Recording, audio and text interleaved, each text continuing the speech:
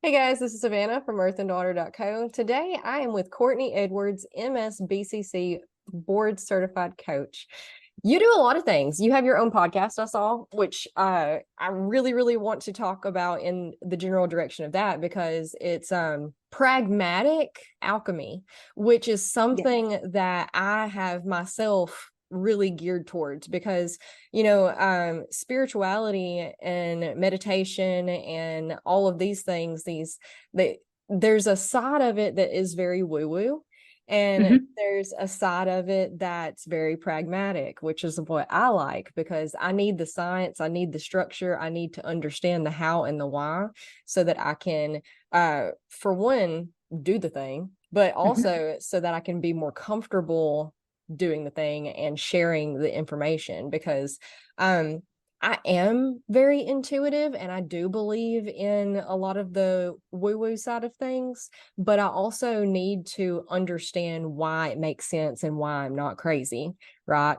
And that was hmm a big transition for a while because I had all of these things and like I felt insane sharing them. So I had to hmm find science, and then I dove into quantum physics, and the science is there. We're working on it. We're closing the gap in between, and I'm just super excited about all of that. But yeah, pragmatic. People need practical solutions to things like meditation and alchemy. 100%. And that was so I have a coaching practice I live in the Hudson Valley area of New York, about 90 miles northwest of New York City, and my coaching because one of the core tenets of the work I do is this idea of meaning making.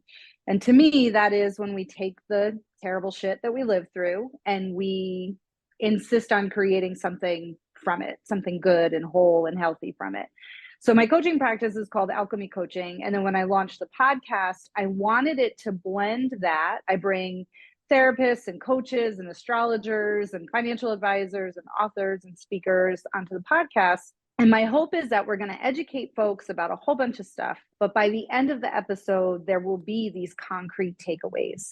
What is a thing that you can do today immediately after listening that is going to help bring more well-being into your life? And so that's where the name of the podcast came from, because I too believe that there is magic in the things that we struggle with, but we also need a kind of concrete to-do list, a checklist of actual tangible activities that we can bring into our life. Yeah, because everything is mindset and everything starts in the mind. And it's all about your belief systems. And we can throw the we can if someone tells you, you do XYZ and that'll make you, it'll fix this problem, but you don't actually believe it because you don't understand how that could ever possibly fix your problem, then there's that disconnect Right. and it's not going to fix the problem. So if you can break it down into something tangible, it makes it a whole lot easier to succeed at it. I agree 100%. And that's really what I'm trying to help people do. So kind of my background to that point of the science, my master's degree is in counseling. I, among the many things that you mentioned I do, I teach as an adjunct professor for mental health and school counselors that are in training. And so my formal training initially at the start of my career was in that very scientific, empirically validated mental health interventions. And I, on purpose, work as a coach now because I ideologically needed to move away from some of the things that our mental health structures are mired in right now, a little bit of a quagmire, pathologizing the human experience being one of them. But I do think I carry with me always that sort of that balance of, having research and data that helps support the things we're doing, but then really giving people agency and seeing them as whole and healthy and complete humans that are just on a journey and maybe need some tools on that journey. Yes, you're so right. Okay, so we want to box ourselves. And Mm-hmm. that's not really the best thing to ever do, but it is the human nature of things to try to understand.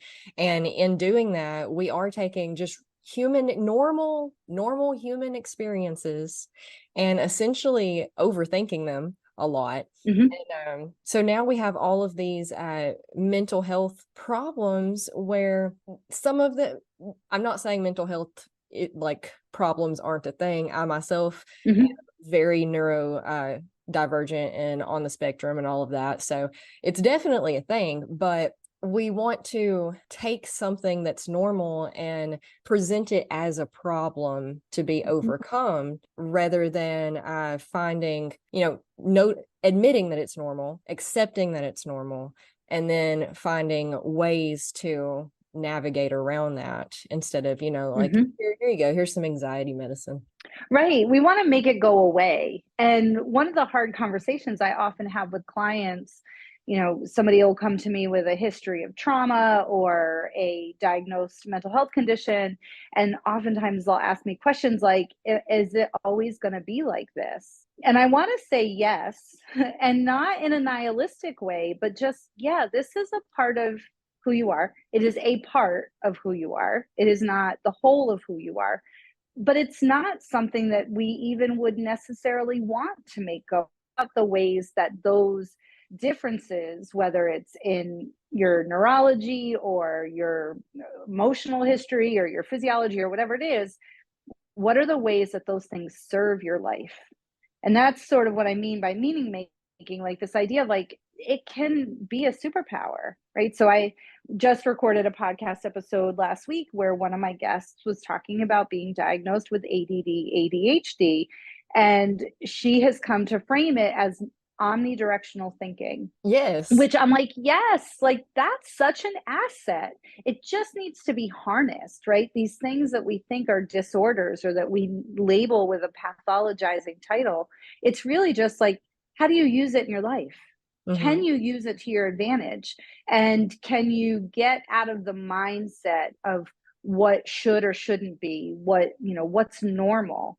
One of the classes I teach is psychopathology, which I think is so ironic and hilarious that I have such a non-pathologizing view, and then I stand there for 15 weeks every semester and help students learn how to read the DSM. But I start every semester by saying normal is a setting on the dryer. Like it's not real. It's a myth. There is no such thing as normal. I've yet to meet anybody who would fit that category. It really is just about taking the things that make you you and learning how to use them to your advantage, not letting other people tell you what you should or shouldn't be or who you should or shouldn't be. Yeah, and it's so hard. That's hard. Everybody, we look Mm-hmm. so externally. We dictate everything in our lives based on external factors, how our parents say that we should be, how our coworkers, our boss, our, the TV, the media, everything. Mm-hmm. And Mm-hmm. I mean, I think we are coming to this point in time in society and culture where we're realizing that it's all external, and we're realizing that it's essentially running in place because Mm-hmm. nothing externally driven is ever going to satisfy you and put you in a good state of mental health where you want to be. You can't find that balance outside of yourself, and you can't find it trying to follow and do what works for everybody else. You have to go in and figure out what your assets are, what your strong points are, what your weaknesses are, and Mm-hmm. navigate from there and essentially design from scratch who you are and how you live your life. Mm-hmm. Yeah, 100%. And I have children who are in high school right now, and I see so much of the earliest threads of this being in our current educational system. Everything is so standardized. There's a metric and a rubric for everything. And if you don't fit neatly into one of those squares, Mm-hmm. then immediately the message is there's something wrong with you, and it's infuriating. It's really hard to watch. And I believe all of this is rooted in capitalism and the patriarchy and white supremacy. And we want people to sort of fit into these neat little boxes so that they will stay in their box. Mm-hmm. So a lot of this external identity creation and these ideas about who you should or shouldn't be, it's all on purpose, Mm-hmm. and it's harmful, but that's also, I think, on purpose because it'll keep you small, and if you are acting in concordance with who you should be, then you're not going to be fully who you are. And I think that terrifies the people who hold power. It absolutely does. And it really puts us between a rock and a hard place too, because it's, for example, I have an 8-year-old son who does not fit into boxes. He does not fit in any, he's brilliant. He is so brilliant. And that's not me being his mom, because my daughter she fits into all the boxes. She is just very boxable. Bless her heart. She's precious. She's perfect. She's very agreeable. He is just out of this world, and always has been. Like, 2 year old, when he was 2 years old, and this is how I try to explain people the depth of who he is. When he was 2 years old, he started crying one day, and I was like, "What's wrong?" And he just looked at me and he went, "We're all going to die one day, and I don't want us to." And I was like, "Oh my gosh, how do you have this conversation with a 2-year-old?" Right. He was just distraught and beside himself about the fact that he was like, "I'm gonna die and you're gonna die, and I love you and I don't want to die." And I was like, "Oh my gosh, you're two. How do we?" So anyway, moving forward to my point is that I'm really stuck between a rock and a hard place with my options for what to do with him in the school system. And I am terrified that the school system is going to crush his brilliant spark, because he's not a fighter. He's not going to fight for that spark. I did, because we're very similar. I fought tooth and nail from the moment I was indoctrinated until, I'm still fighting against the system and the grain and all of that. He's not. He'll just shut down. And I could homeschool him, but that presents its own issues. And then you have the contrast of what you do for one, you kind of got to do for other. But my daughter thrives in the school system. So, as a parent, we see it, but we don't really know what to do about it, right? Yeah, it's so true. And my older child, my daughter, has Down syndrome, so she doesn't fit in any of the boxes either, for a variety of reasons. And that the process, or the experience of being her mom has reviews on a lot of these things. I probably aligned more with your daughter as a kid. I loved school. I was a high achiever. I, just really was happy to be there. And, I sort of fit into a lot of those categories pretty neatly. And then to now have to advocate for her and see how much the system fails kids like her that don't fit into these neat little categories has been really eye-opening, because it wasn't something I experienced within myself as a young person. Luckily for her, I do have to say, she makes it a million times easier though, because she's very happy-go-lucky, and she's just like, whatever. She's just happy to be there. So she's, she doesn't necessarily, I don't think she perceives how much the system is failing her as much as her parents do. Yeah. And we don't want to place blame on the individuals in the system per se. Like the teachers and the aides and the counselors, they're all doing the best that they can with what they have available to them. And 100%. Yeah, it's just again, that's how the system was built. Like, it's how it was designed. And luckily, I mean, we can look at it I try to be optimistic if I can, realist optimism. But anyway, the school system as we know it hasn't been around for very long. Like, it's, what, 100 years at this point? That means that we can change it. It's just a matter of noting what needs to be changed and trying our best to get everybody to agree best we can, which is probably right. That's a tall order. Yeah, that part can be a little bit trickier. But it is all, you're right to that point. It is a newer system. I think, one of the things that you had mentioned a few minutes ago is, I do feel like, I don't know, neurodivergence, mental health issues, the fallacy of normal, I do believe that all of those ideas are having a moment. And I think it's one of the upsides to social media, which, Absolutely. I think gets a little bit of a bad rap in general. And I can see where it has been harmful to our society writ large. But I think the fact that, kind of going back to my mental health training as a counselor, like the first thing I remember learning was the bell curve. right? And the exact number of standard deviations from the norm that somebody needed to be classified as abnormal. And so when you have that as your working framework, that really does make it seem like it's a few people on the fringes.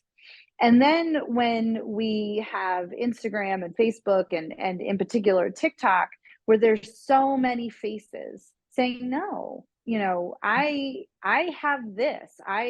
I'm, you know, ADHD, ADD, or I have autism, or I have high sensitivity, or I'm an introvert. Like all of those things, when we start to all say it out loud, I think that's what's creating this tidal wave of normal is not real. It's fake. And now we can kind of see it in a different way than it's not just a graph on a piece of paper saying, well, you've got these two little segments of the population on either side of the bell curve. It's like, no, there's a little bit of all of the, you know, in all of us. I think we all have our little quirks and things. And some folks, I think it impacts their lives in different ways, and it can be higher in intensity and deeper in impact. And then other folks, maybe it doesn't show up in that same way. But again, just to come back to the idea, I don't think that anybody is normal at all. I haven't met anybody who's normal. Abnormal is the normal for sure. That's right. That's And right. That's our right. language really, you know, neurotypical versus neurodivergent, and attention deficit disorder, and you know, it's not, you know, our language around these things needs to change a little bit. And we've been talking about that in just social movements and whatnot. Everybody's talking about the language and how we need to rework it and whatnot, because language, they're spells, you know, our words are our spells, they're our magic, Right.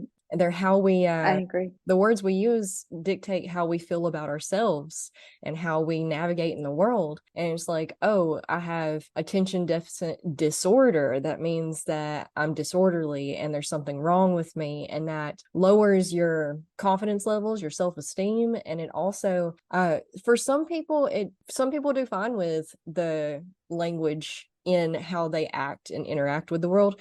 Other people hide behind it and they're like, I'm disorderly, I can't. Right. Yeah, I 100% agree. And early in my professional life, I was very oriented around cognitive behavioral therapy for exactly that reason, because I do think the language we use is what sort of drives our thought patterns and how that then relates to emotions and behaviors and the way that we feel about ourselves and sort of these stories that we tell. And I've moved a little bit away from strict CBT as I've gotten a little bit more trauma informed and understanding of the impact of nervous systems and some of these environmental factors and the way that that interplays with our systems as creatures. But I do often in my coaching work challenge people's language. Just this morning, I was having a session with somebody and they're going through a big transition. And they said, I'm trying to give myself permission to just be in this moment. And I was like, pause right there. Why are you trying to do it?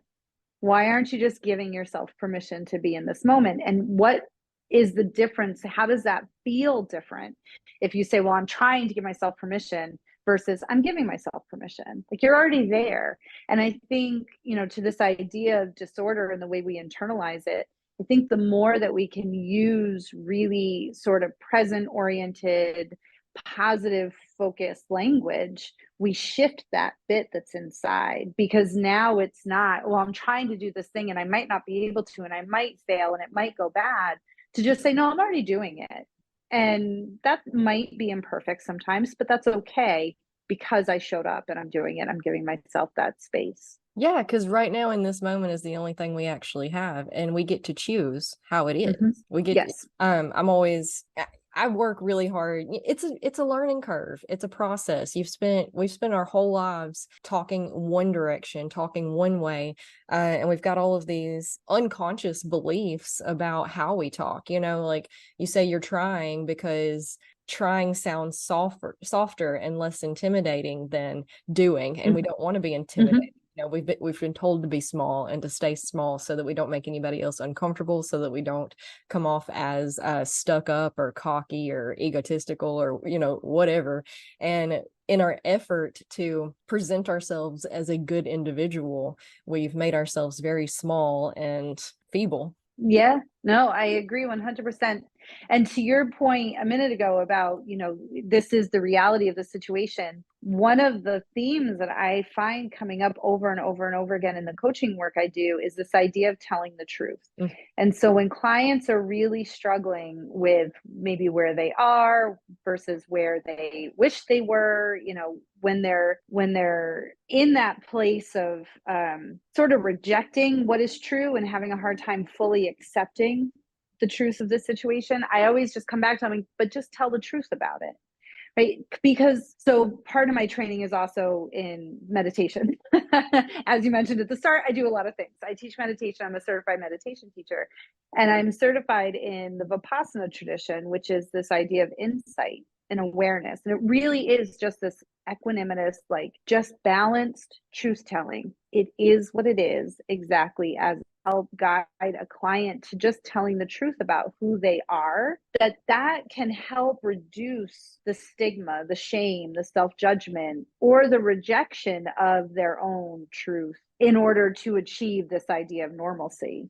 And so my clients are very used to me now just saying, just tell the truth about it. You're just telling the truth about it. That's really all that it is, because the rest of it will fall into place the more that we're able to tell the truth. And sometimes that truth is going to look a little bit like, I'm proud of myself. I am doing the thing. But I think we have to prioritize that if we want to be whole and healthy. I agree, because holding it, and trying to make it something it's not, to frame it in a way that feels better, doesn't most of the time, because then you have that conflict of, I want it to be that, but it's actually this. And if you're framing it, right, sounds good to other people or even to yourself, it's a lie. Right. Yeah.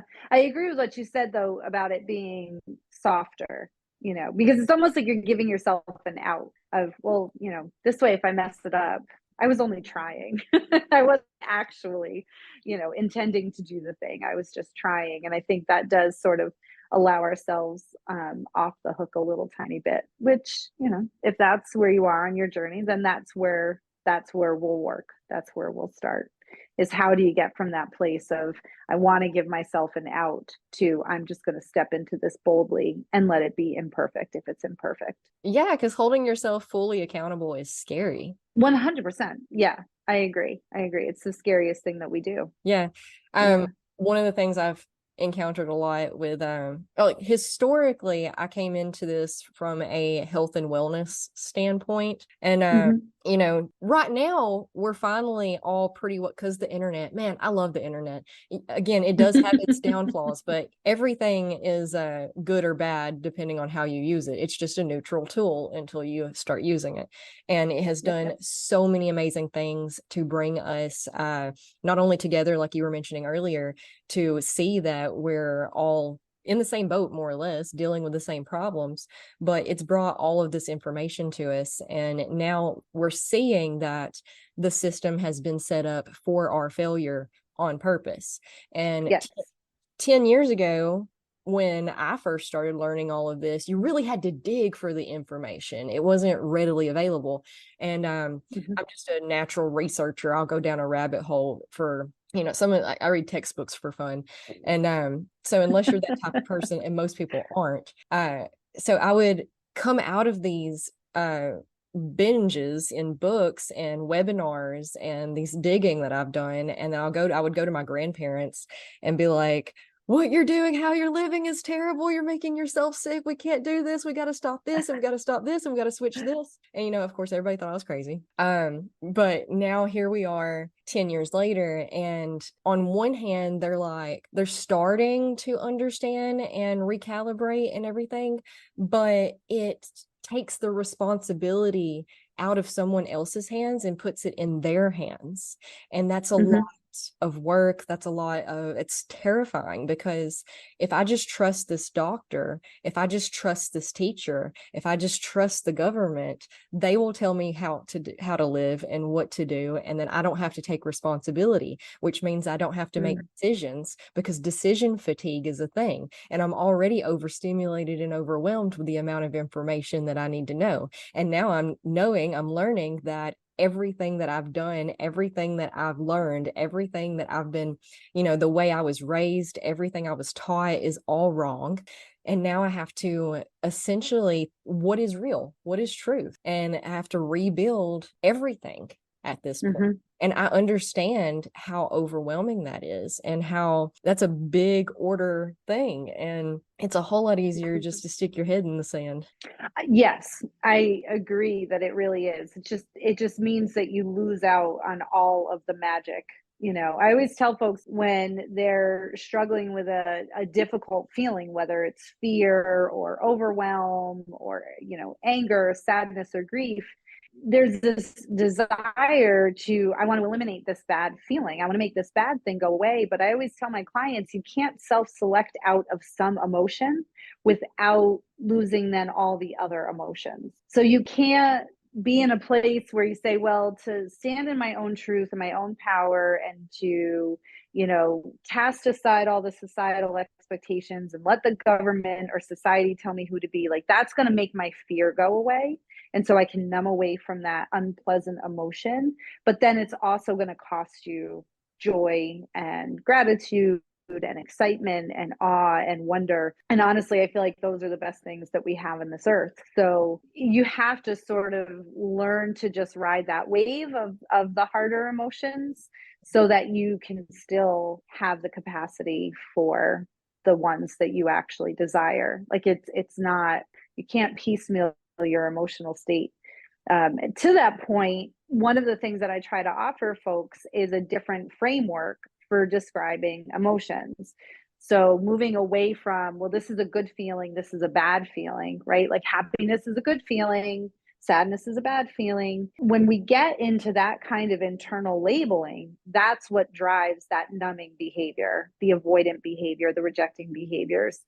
And so I try to help people. There's two ways that I offer to think about it. One is energy. So there's sort of big feelings, and then there's little feelings. And both sides of that good bad dichotomy can be found in the big feeling area, right? So joy can be a big feeling, and so can anger, right? They just have a lot of space. They take up a lot of space.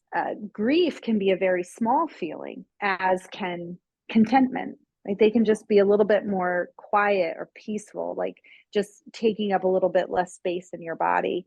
The other way that I offer is sort of either using temperature or energy. So it's an energetic feeling, a hot feeling, right? Like excitement can be a really hot feeling. And that can be like, that you managed to somehow snag era tickets, right?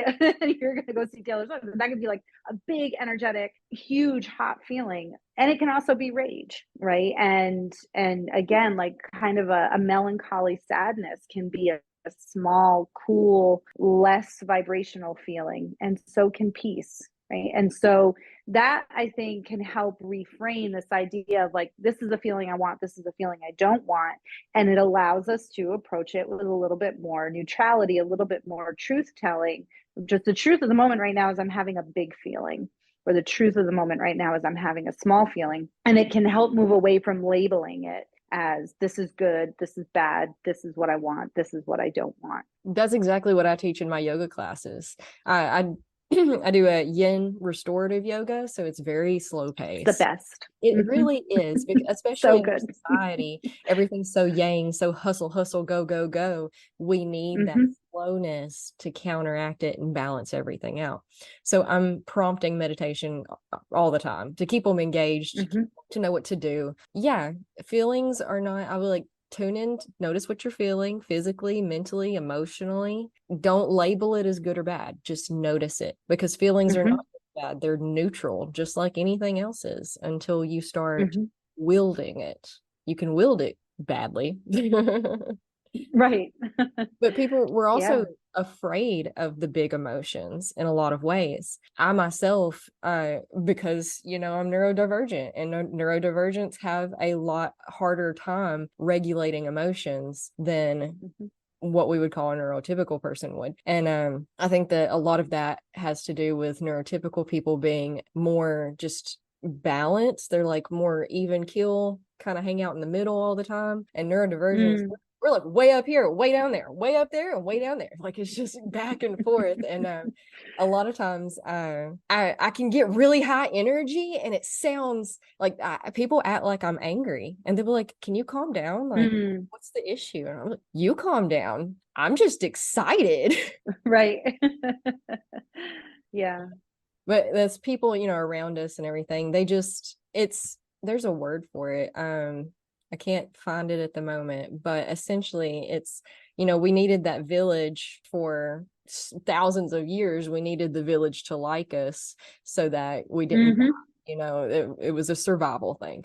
So therefore our loved ones would corral our behavior back towards something in the middle. So if you got too much anything, then and that's where we are now in society, is that we've been told that we're either too much or not enough, and most of us have chosen the not enoughness in an effort to be more even keel, or appearing even keel. So we'll bottle everything up when we're around other people, and then we get home, and not always a great. And I will say that I believe there is a huge gender difference in that folks who are socialized women or moving through the world in a female presenting body will experience that to greater, because we are the ones that I think are being told you're too much, be less. Gosh, yes. You know, I don't necessarily believe that too many men are walking through the world being told you're too much. That's celebrated.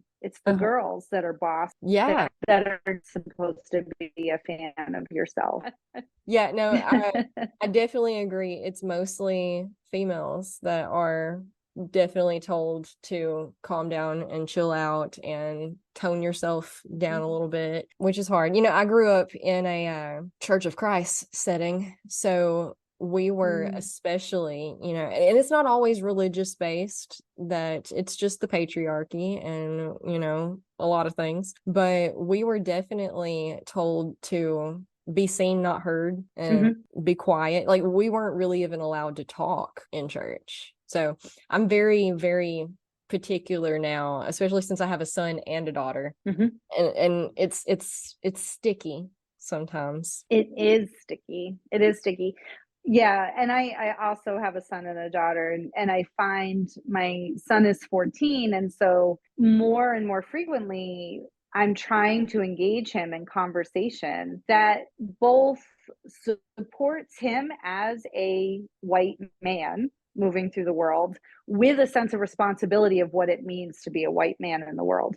Because I don't want my son to internalize that he's done anything wrong, right? He is the walking embodiment of the patriarchy. Like, you know, he's able-bodied. He is, you know, to the best of my knowledge, quote unquote, neurotypical. You know, he moves through the world with a lot of privilege. And so I want him to recognize that, and that comes with responsibility without making him assume that he's somehow done something wrong. Because I think that when we try to have conversations around particularly gender privilege, that is the reaction. Well, I didn't do it. It's not me. Like, because I think men feel like we're coming at them with accusation. And so, you know, having emerging adult male in my house has given me a lot of opportunity to think about, well, how can I craft that message in the way where he can actually hear it, and then respond to it in the way that I hope he'll move through the world, you know? So it's tricky. Those are sometimes really difficult conversations to have. They are. We just, you know, again, coming back to the hyper awareness and being aware of the moment and what we have to work with in every moment is the work. And that's what's going to help us true. create a better system, not only for, you know, just all the systems. All the systems are being reworked right now, and I think it's absolutely beautiful. We're figuring out what isn't helpful to us as a culture, as a society, as a people, as all of the boxes.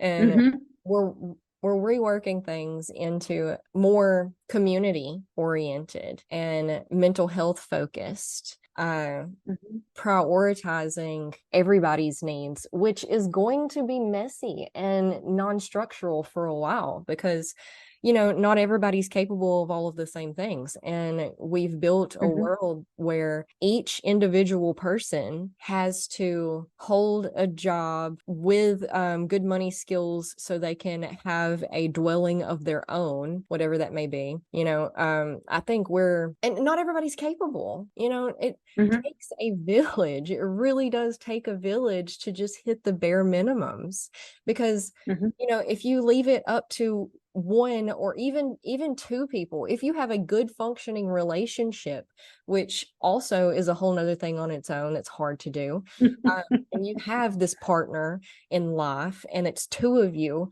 working to bring money in so that you can feed your family, so that you can keep the lights on, and then you got to clean the house and do all the laundry and get everybody to all of their things and make sure that everybody in your life has the social interaction they need and that their needs are being met, and you're being a good partner, a good mother, a good daughter, you know, whatever. Mm-hmm. Under the best of circumstances, most of us can't do all of those things. So then Mm-hmm. we're beating ourselves up because we think that we're insufficient, when the truth of the matter is that we're just one person trying to do the job to-do list of 5. Right, right. And to that point of it used, so we weren't in that position. We're so siloed now into our, 1,500 square foot structures, and we're not connected. Like that sense of community has deteriorated so much, even prior to COVID, but definitely post COVID. I think people are more isolated and siloed off than ever. And yeah, we're asked to do a million things. My generation, I'm towards the tail end of Generation X, but I feel like we were sold a huge bucket of bullshit, which was, go, get a good education, go to college, have a career, you'll be able to own a home, you'll have a family. And like I feel like in my life, with an advanced degree and a career, that I have struggled financially as much as my parents did. My family growing up was working class. And I'm like, I don't see a huge difference in the financial stressors I've experienced with the ones that they experience. And I know like my earning potential is so much higher. I did everything right. Like I followed all the rules. I followed the path. I did exactly what I was supposed to do. And there have still been moments in my adult life where I've been in danger of losing my home. And I'm just like, oh yeah, we totally like got sold a bucket of bullshit. But I think that part of that is that sort of social isolation, childcare alone. You can't pay to have your kids taken care of Mm-mm. if both partners are working and you have children. Like it's just I get so mad. Me too. But again, I think the system is doing what it's been designed to do. Yo, Which is to keep us small and keep us in our boxes. yeah, but we're figuring it out, I think, slowly but surely, sooner rather than later. Yeah. There's a lot of pushback. I've noticed people, even though we've been, COVID did hit us in more of an isolation period. It did like push us apart there for a second, but I think it is like, the spring is springing back towards Mm-hmm. closer than it was, because we do realize that we need that community and that village, and that there really is nothing more important to our well-being and our mental health and our happiness and our priorities, the things that actually matter, the things that actually fill our heart and soul with happiness and joy. And that's not easy, because that means Mm-hmm. learning how to get along with each other, and that presents its own problems. And in a lot of ways, we're really quick to cut people off these days. We're really quick to not find a middle ground to, you know, find balance in the relationship. And but I've noticed that we're getting new neighbors all of the time, not because people are moving out and new people are moving in, but because people are taking in family members and friends that are, you know, we can't do it all by ourselves. And some people are really high functioning and seem like they have all of the parts, and those are like your base. Like me and my husband will fall into that, and it's not that we've done anything differently than anybody else, other than like we just go more than everybody else. So we don't watch TV, we don't have downtime. We're just from the moment we get up in the morning, we're just very disciplined individuals, that it's like, okay, XYZ needs to get done, so XYZ is what's going to get done. And then you have other people who don't function like that, which is right. You know, and then so it's just a matter of finding the people in your life that you can function with, and that you can find that partnership, teamwork aspect, good communication, so that y'all can align your goals. And, you know, collaboration moving forward for the good of us all is what all of us need to be focusing more on. Right. Right. The two things that came to mind when you were saying that, one is, you know, I try to use a framework of like, when looking at somebody's functioning level, like to ask the question, like, are they just more well-resourced than folks who maybe it looks on the surface like they're struggling? It just really might mean that they're not as well-resourced. And that can be an internal sense of resources. It can be intellect, it can be physical ability, it can be financial, it can be family support, you know.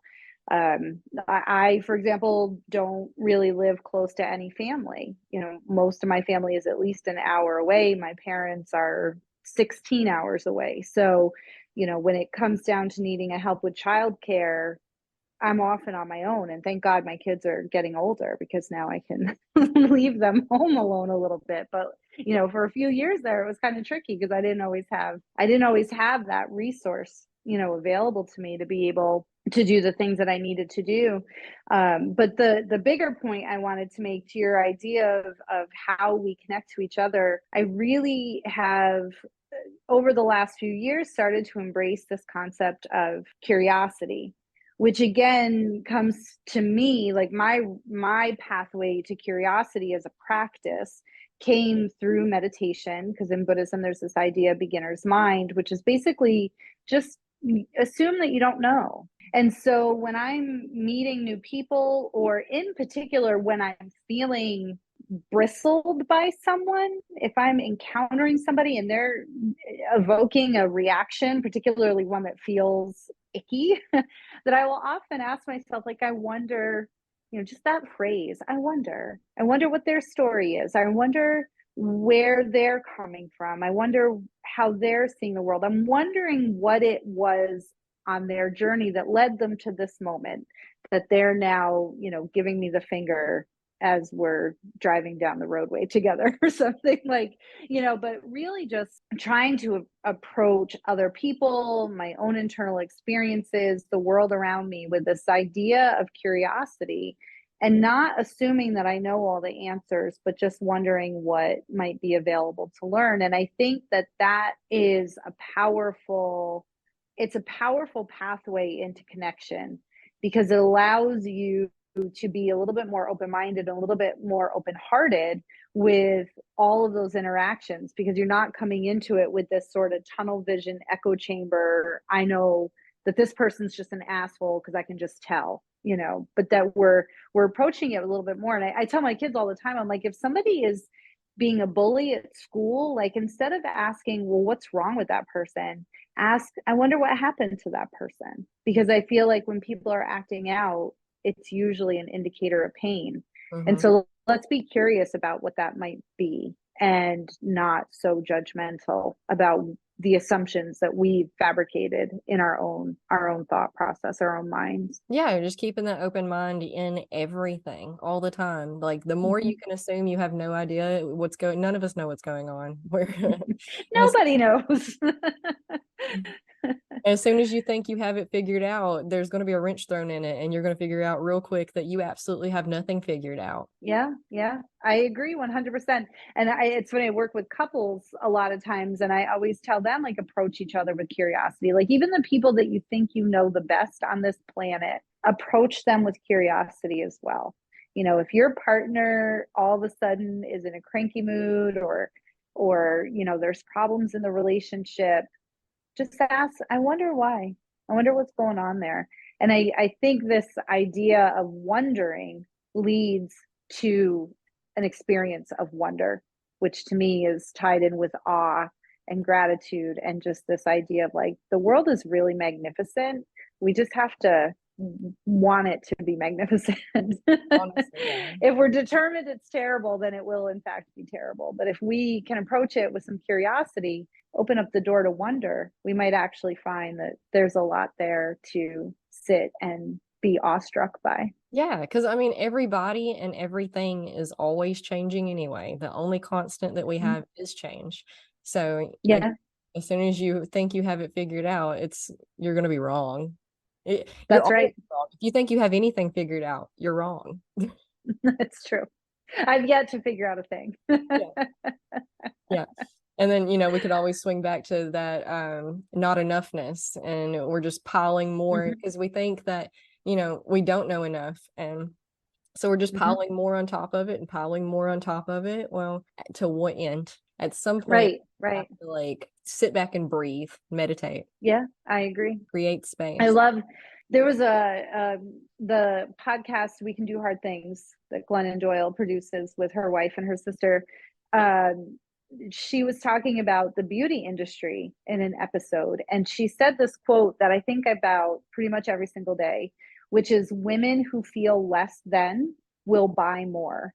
And Mm. I was like, damn, like, and that can actually be applied to everything. And she was talking particularly about, like, cosmetics and the diet industry, and all those sort of, you know, the facade that we offer the world. But I was like, that really can be true of anything. Whenever we're in a position where we're feeling less than, or that there's not enough, then we're going to chase more, instead of just being able to just sit with what is and allow it in to be celebrated, and to be enough, even if the world is telling us something different. Yeah, we don't have to go find anything to compensate for the teeter-totter.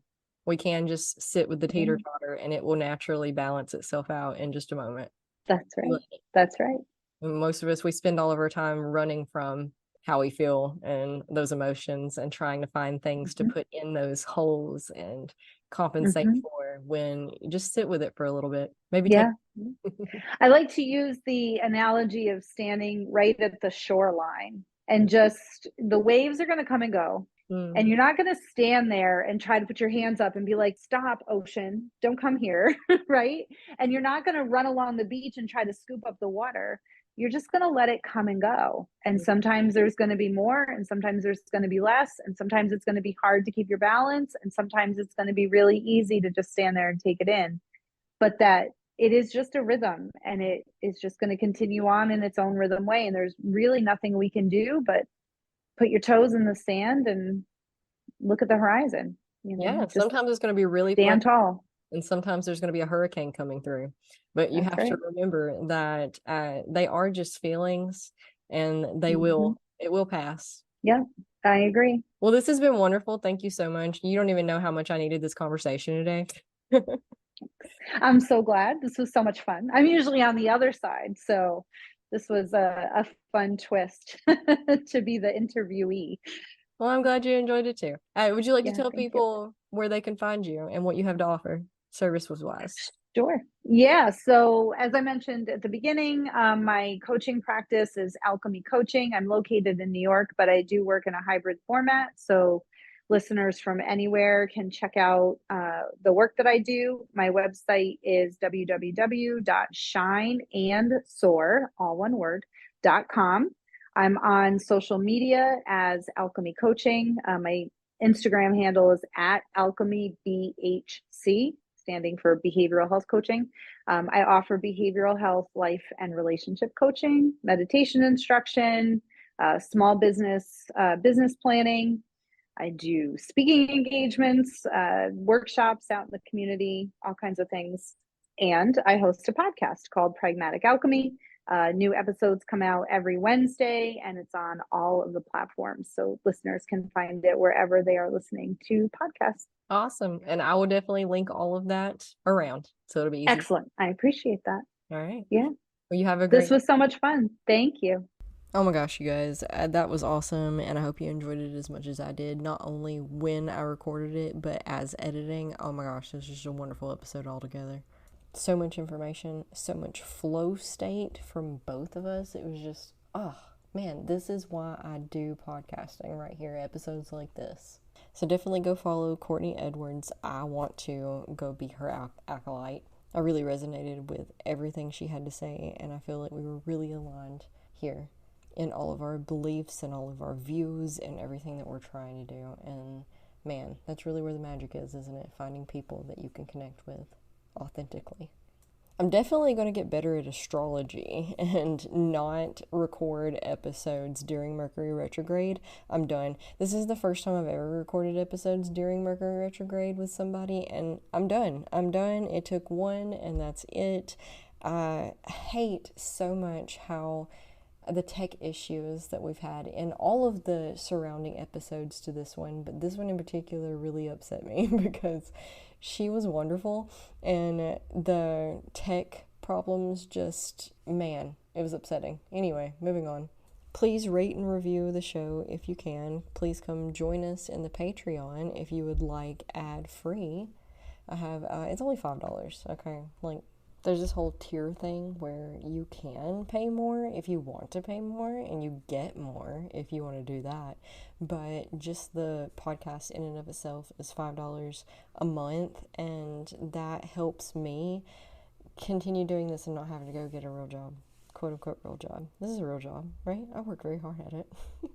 But you get ad-free and early episodes, and there's like 3 extra episodes on there at any given time from what is released on here. So if you're like, man, I want to keep listening, then you totally can. You absolutely can. I have that available for you. But there's also like yoga classes and meditations and all sorts of things. But with that, I love you so much. You don't even know. You don't even know how much I love you. Thank you for being here. Thank you for listening. You make my world go around. I will see you next week. Namaste. Let me know what you need.